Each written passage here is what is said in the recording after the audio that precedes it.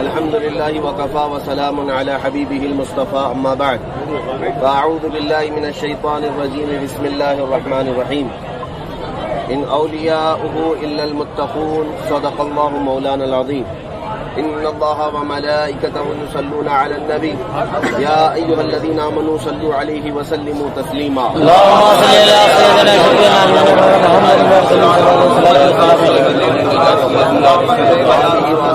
سيدنا الكريم وبارك وسلم صلاة دائمة سرمدا أبدا۔ میرے عزیزوں، آج ہماری یہ سعادت کی بات ہے کہ ہم اپنی سپریم درگاہ پر حاضر آئے، جن کے قدموں سے پورے ہندوستان میں ولایت تقسیم ہوتی ہے۔ میرے عزیزوں، ہمارا پرانا رشتہ اس دربار سے وابستہ ہے۔ صدیاں گزر گئی مگر ان کی حکومت اب تک سینوں پر جاری ہے۔ اور سچ کہا جس نے کہا کرسی پر کوئی بھی ہو خواجہ راجہ تو میرا خواجہ ہے۔ کئی حکومتیں آئیں اور تبدیل ہو گئیں، لیکن اس سلطان الہند کو اللہ تعالیٰ نے جو سلطان بنایا یہ صبح قیامت تک سلطان ہے۔ میرے عزیزوں، سرکار غریب نواز رضی اللہ تعالیٰ عنہ کے دربار میں آنے کے بعد ایمان میں اضافہ ہوتا ہے، اور جو مومن ہوگا اس کا جذبہ جوان ہوتا ہے۔ اور بڑی بات تو یہ ہے کہ منافق کو اللہ نے یہاں کی چوکھٹ کی سونگ بھی نہیں آتا، منافقین کو اس دربار سے دور رکھا۔ آج ہم اپنے ایمان میں اضافہ اور جلا بخشنے کے لیے اس دربار کی چوکھٹ پر حاضر آئے۔ مولا کریم کی بارگاہ میں یہی دعا بھی کرتے ہیں کہ اللہ تبارک و تعالیٰ نے انہیں سخاوت کا دھنی بنایا ہے، اس دربار سے مولا ہم سب کو ایمان اور ثبات و استقامت عطا فرمائے۔ اور اس دربار کو مخاطب کرتے ہوئے میں عرض کرتا ہوں، خواجہ ہند و دربار ہے اعلیٰ تیرا، محروم نہیں مانگنے والا۔ میں تھوڑی سی باتیں آپ کے سامنے عرض کرتا ہوں کہ آج جس قوم کے پاس غریب نواز جیسا سلطان ہو اسے کسی اور سے خوف کرنے کی ضرورت نہیں، کسی اور سے خوف کرنے کی ضرورت بھی نہیں ہے، اس لیے کہ اپنی ظاہری حیات میں بھی اس غریب نواز نے اپنی آنکھوں سے باطل قوتوں کو مسمار کیا ہے، اور اپنی وفات کے بعد بھی جب کبھی کسی نے ظلم کی اور ستم کی کرسی بچھائی ہے، چند دنوں کے بعد سرکار غریب نواز نے اس کی طرف بھی دیکھا ہے تو اس کی کرسیاں بھسم ہو گئی۔ انشاءاللہ العزیز غریب نواز کے دربار سے ہم سب کی آس یہی لگی ہے، کل جو آپ نے انصاف فرمایا تھا آج بھی وہی انصاف ہوگا۔ خواجہ قطب الدین بختیار کاکی کو جانتے ہو، سرکار غریب نواز کے مرید بھی ہیں، خلیفہ بھی ہیں، خادم بھی ہیں۔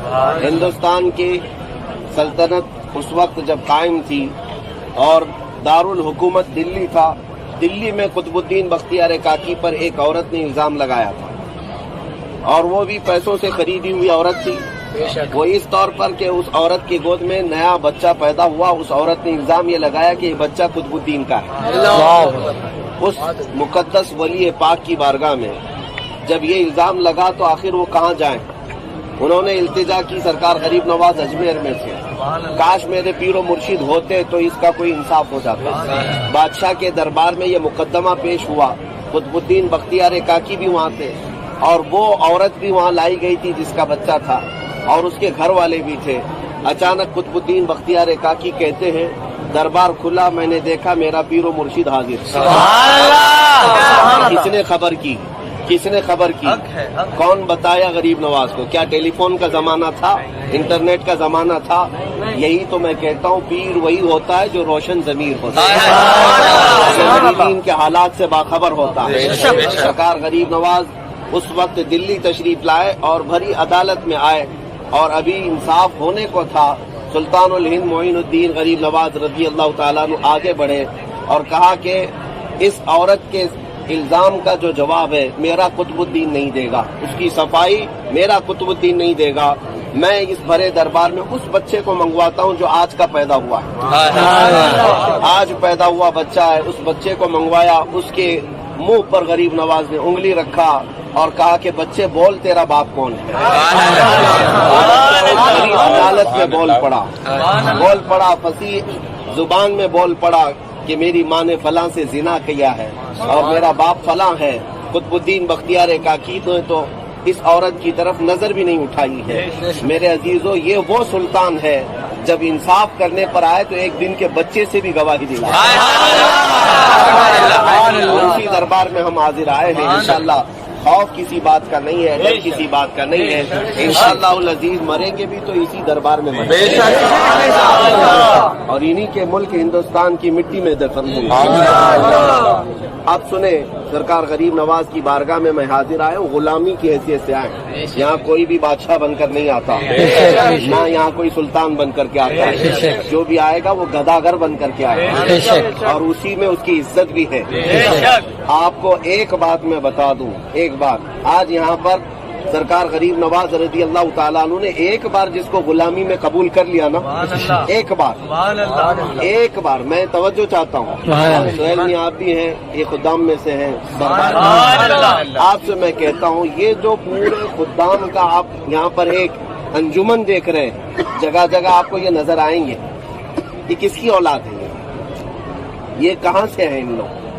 मेरे इल्म के मुताबिक, सुनो मैं आपको बताऊं, सरकार गरीब नवाज रज़ी अल्लाह ताला अन्हु ने अपनी हयात में खिदमत के लिए ख्वाजा फखरुद्दीन गुरदेजी को जो कबूल फरमाया, ख्वाजा फखरुद्दीन गुरदेजी रहमतुल्लाह ताला अलैह गरीब नवाज के वो खादिम है कि बादे इंतकाल भी अगर इहाते गरीब नवाज में कोई और आराम कर रहा है तो सिर्फ फखरुद्दीन गुरदेजी है। मेरी बात सही है?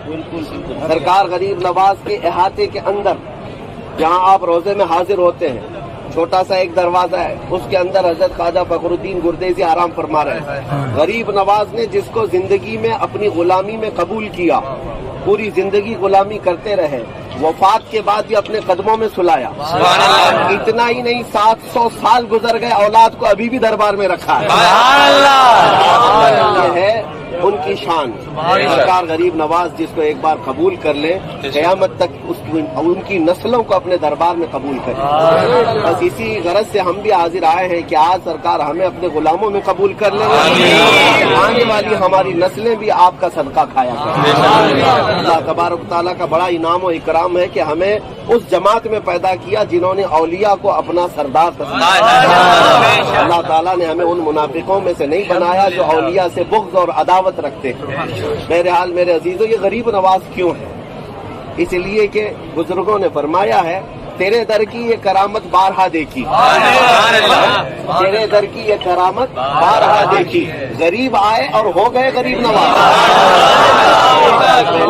तो गरीब बन करके आए थे, लेकिन बाद में वो खुद ही गरीब नवाज हुए, यानी गरीबों को देने वाले बन गए। ये तेरे दर की करामत है। अल्हम्दुलिल्लाह आज हम जो कुछ भी हैं ये गरीब नवाज के कदमों की बरकत है। हमारी जुबान अपने आप से नहीं चल सकती जब तक इन औलिया की पुष्ट पनाही नहीं। मैं ये समझता हूँ कि हिंदुस्तान की सरजमीन जिस पर इस सुल्तान का राज हो, यहाँ अगर हमारी जुबान बगैर किसी खौफ के खुलती है तो सिर्फ इतनी बात याद रखना, हमारी पुष्ट पनाही ये गरीब नवाज। एक बार इनके बीरो मुर्शिद ख्वाजा उस्मान हारूनी ने अपने शागिर्दों को बुलाया, जिसमें गरीब नवाज भी हैं, ख्वाजा हमीदुद्दीन भी हैं, और भी कई औलिया कामिलीन जो उनके वक्त के थे, सबको बुलाया। तवज्जो चाहता हूँ, ये गरीब नवाज क्यों है? बुलाया और कहा कि तुम अपने अपने मुजाहिदे अपनी अपनी इबादतों में कहाँ तक पहुँचे, कहाँ कहाँ तक तुम्हारी ताकतें और तसर्रुफात पहुँची, मुझे दिखाओ। तो इनके हम असर जो औलिया थे, सबों ने अपनी अपनी करामतें दिखाई। एक बुजुर्ग ने अपने मुसल्ले के नीचे से सोने के सिक्के निकाले और रख दिया कि हुजूर जब चाहूं सोने के सिक्के मैं निकाल कर हाजिर हूं। एक और बुजुर्ग है, उन्होंने हीरे निकाल करके दिखाए। उसी मजलिस में बैठे हुए सब थे। एक बुजुर्ग है, उन्होंने अपने जेब में हाथ जितनी मर्तबा डाला उतनी मोतियां निकलती चली, तर और ताजा मोतियां। कहाँ से आई? ये करामात थी उनकी, कश्फ करामात। सबों ने अपने अपने तसर्रुफात, अपनी अपनी ताकत दिखाई। पीरो मुर्शिद ने कहा, मोइनुद्दीन तुम क्या दिखाओ, तुम कहाँ तक पहुँचे हो? حضرت خواجہ معین الدین چشتی رحمۃ اللہ تعالی علیہ اپنے جبے میں جو گدڑی لگی ہوئی 16 کلو کا جبہ ہوتا تھا، جس پر پیوند لگے لگے لگے لگے اتنا وزن ہو چکا تھا، اپنے جبے میں ہاتھ ڈالا اور گرم گرم 2 روٹیاں نکالی، جہاں سونے کے سکے، چاندی کے سکے، جواہرات اور موتیاں نکالی جا رہی ہیں، وہاں میرا معین روٹیاں نکالتا ہے۔ خواجہ عثمان ہارونی کے پاس یہ روٹیاں رکھی گئی، باقی سارے لوگوں نے دیکھا کہ یہ کیا بات ہے، طاقت و قوت اس میں ہوگی جو بہت قیمتی چیزیں نکالے گا۔ وہ سارے لوگ یہ کہہ رہے تھے معین الدین تو خالی سوکھی روٹیاں نکالا ہے، اس کے علاوہ کیا ہے؟ اسی اثنا میں یہ مجلس اولیاء کی چل رہی تھی، دروازے پر ایک فقیر نے آواز دی کہ میں بڑا بھوکا ہوں، یہ اہل اللہ کا گھر ہے، یہاں اللہ والے لوگ رہتے ہیں، کوئی مجھے کھلا دے۔ وہ دروازے پر بار بار دستک دیتا رہا، دروازہ کھولا گیا، خواجہ عثمان ہارونی نے کہا اس فقیر کو بلاؤ، اور جن اولیاء نے وہ سونے کے سکے نکالے تھے وہ اٹھا کر اس کو دیا، پھر جنہوں نے چاندی نکالی تھی وہ اٹھا کر دیا۔ وہ فقیر کہنے لگا مجھے ان تمام چیزوں کی ضرورت نہیں، بھوک لگی ہے۔ سونے کے سکے بھی اس نے چھوڑ دیا، موتیاں چھوڑ دی، کہا مجھے بھوک لگی ہے، کیا چاہیے؟ کہا جو آپ کی گود میں جو 2 روٹیاں ہیں وہ مجھے دیں۔ عثمان ہارونی نے فرمایا سبوں نے اپنی اپنی طاقت کے مطابق سونے، چاندی، جواہرات، موتیاں نکالی، میرا معین وہ نکالا جو رسول اللہ کی امت کی ضرورت ہے۔